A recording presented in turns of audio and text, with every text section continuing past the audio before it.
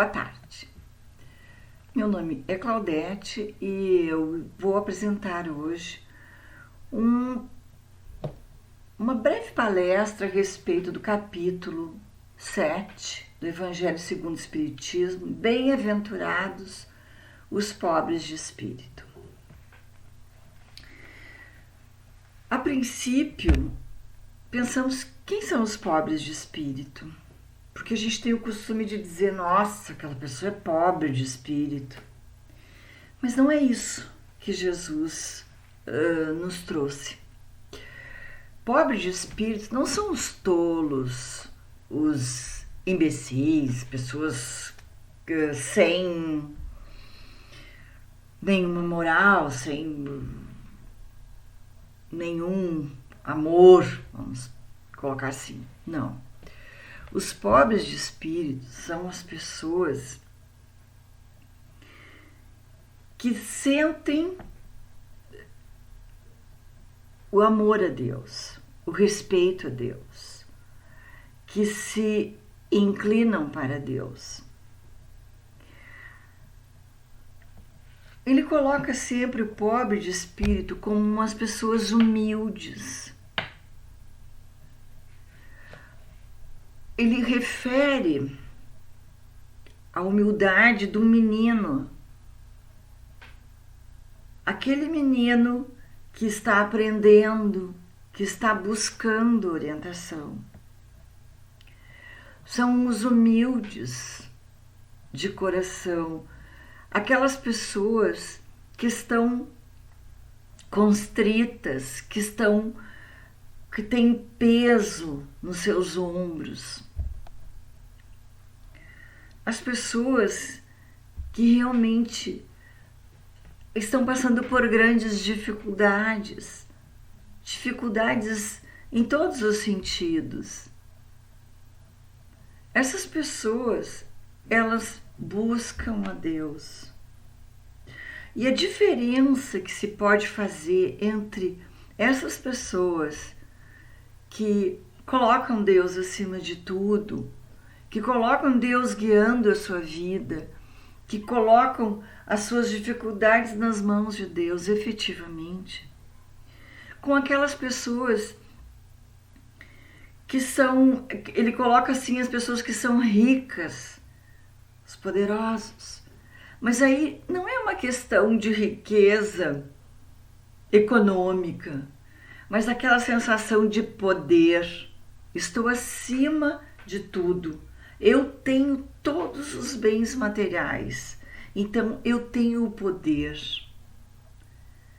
Nós estamos cansados de ver pessoas com grandes riquezas, grandes fortunas, em processos depressivos violentos, em destruição da sua própria vida. É muito comum nós encontrarmos jovens que chegaram a uma fortuna pelo seu conhecimento, às vezes, pelas suas habilidades, e esses jovens se perdem no momento em que eles têm esta quantidade de dinheiro, de valores, de bens, de riquezas. Eles se perdem porque eles já experimentaram tudo. E daí muitas vezes a gente vê isso com artistas, pessoas que saíram de uma situação de dificuldade, com jogadores de futebol, com essa rapaziada toda que está enriquecendo na área de informática, de informação, de tecnologia. Então, quando nós pegamos jovens que trabalharam, que foram artistas de grande sucesso, aí vemos a vida dele, que chega num determinado ponto, eles se perdem em drogas, eles acabam se destruindo, se suicidam. Então, o que acontece? Todos os bens são bens passageiros. tudo é ilusório. Então, eles chegam num ponto onde tanto sexo quanto festas, todas as diversões possíveis, não satisfaz. Porque isso não preenche o espírito. Ele preenche o ego. Ele atinge o ego.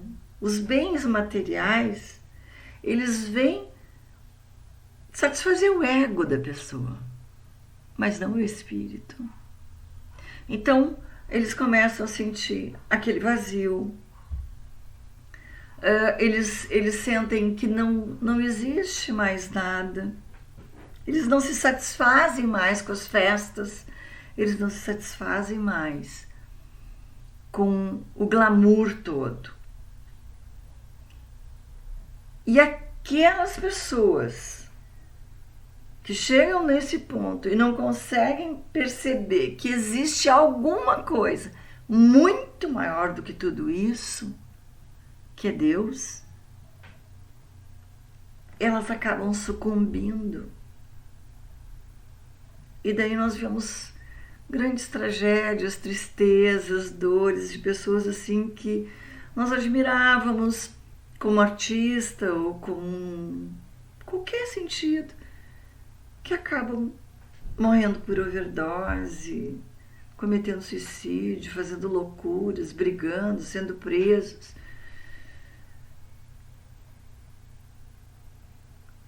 Por quê? Porque não tem humildade. Tem uma passagem, não é bem uma passagem, dentro de tudo que eu assisti, dentro do que eu li a respeito disso, que diz assim, que a pessoa, ela tem tanta segurança no seu sentimento, no seu poder, na sua vida, assim, aquele sentimento, eu sou poderoso, que ele fica tão perturbado porque ele tem que ser Deus também. Veja bem. E não é. E daí nós sabemos muito bem que aqueles que se colocaram nessa posição voltam no processo reencarnatório, muitas vezes com grandes dificuldades e com grande situação de miséria, para aprender exatamente o que tem efetivo sentido. Então, os pobres de espírito são os humildes, são os degredados da humanidade. Aquele que tem hoje o poder não vai ter. Aquele que é o seu servo será o seu superior. Há uma mudança de posições em todo esse processo reencarnatório para que nós possamos aprender com isso. E aprender que o reino dos céus é dos humildes. Humildade no sentido não de ser um pobrezinho, porque não basta eu ser um pobrezinho se eu acho que eu odeio Deus. Não basta eu ser uma pessoa sem posses e não admitir isso e passar minha vida inteira com rancor e com ódio por não ter condições, por invejar o que a outra pessoa tem, por desejar o que a outra pessoa tem. Quantas vezes nós vemos colegas passando por cima de outros colegas de trabalho ou prejudicando outros para poder chegar na posição que ele está, ocupar o espaço que ele tem. Então não é isso. O pobre de espírito que ele coloca, que são os humildes, as pessoas, em todos os sentidos, as pessoas que sofrem, são aquelas pessoas que têm o coração entregue a Deus, que reconhecem Deus acima de tudo, que se colocam como humildes perante Deus. Esses são os chamados pobres de espíritos. Isso é uma expressão, é uma forma de linguagem, porque o pobre que se fala, o sofredor, aquela pessoa que passa por situações extremamente difíceis na vida e que mesmo assim se voltam a Deus e pedem, agradecem pelas dificuldades que estão vivendo, porque reconhecem essas dificuldades como um aprendizado e reconhecem a grandeza que é a oportunidade de estar aqui. Esses são os pobres de espírito.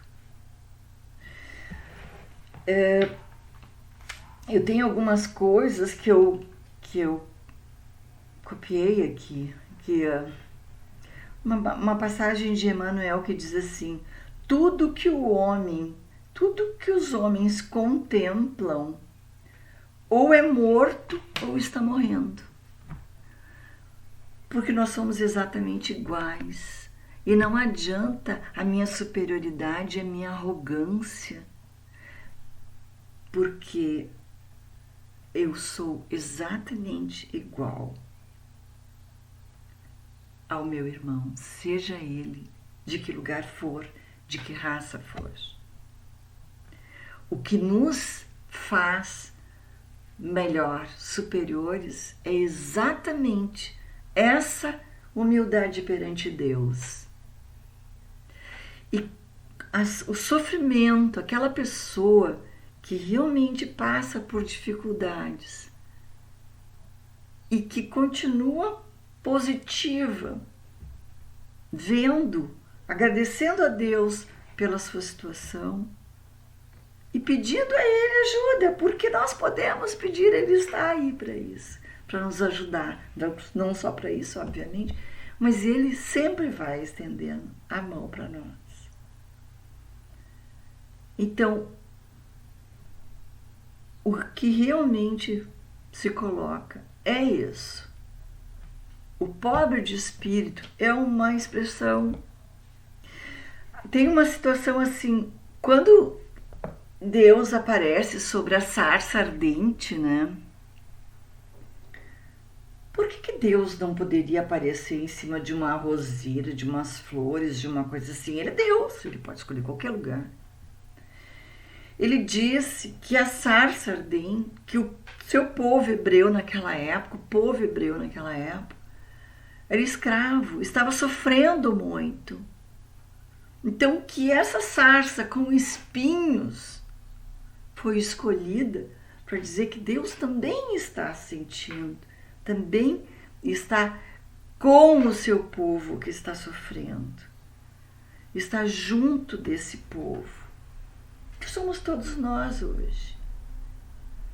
Então, aquelas pessoas que sofrem e que dirigem o seu pensamento a Deus, Deus está com eles. É junto deles que Deus está. Tem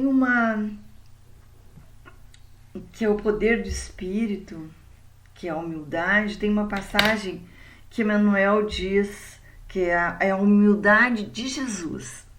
Observe bem.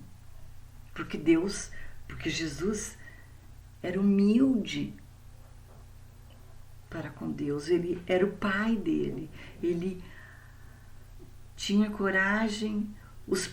Quem é que Jesus foi buscar?